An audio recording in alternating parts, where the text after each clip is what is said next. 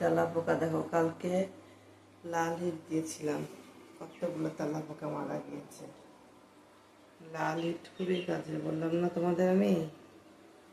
তারপরে যে এখানে একটা কি অবস্থা, তারপর ডাইনিং এ সারা সিটে আছে, এই যে কতগুলা,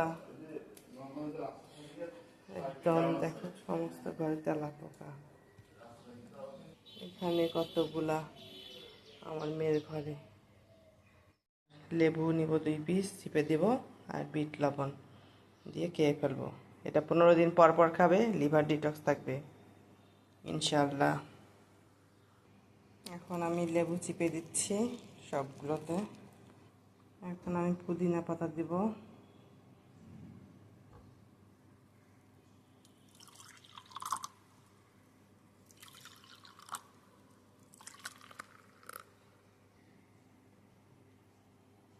বিট লবণ,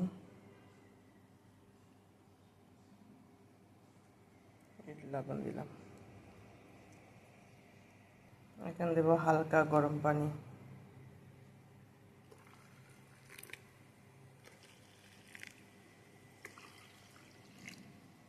এখন এটা পান করব, তার লিভারটা ডিটক্স হয়ে যাবে। ভাইয়াকে দিব, সে খাবে। এই নাও, লিভার ডিটক্স ড্রিঙ্ক খাও,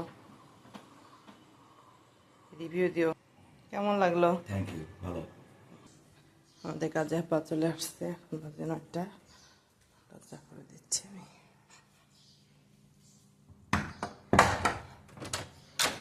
ভালো সাপা,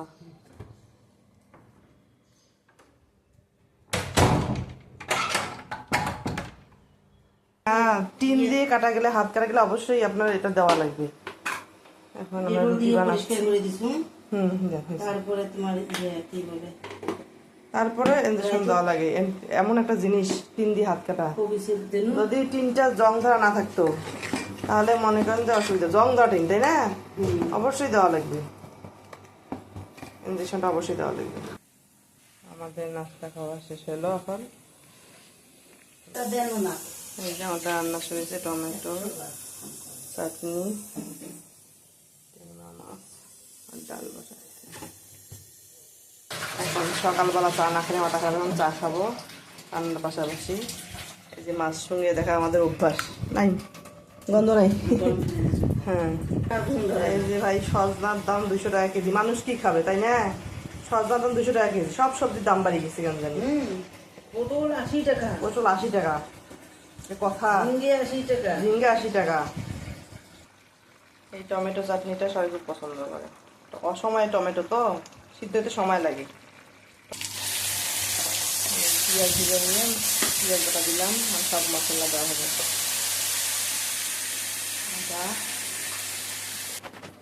আমাদের মাগুর মাছ, শিং মাছ হয়ে যাচ্ছে।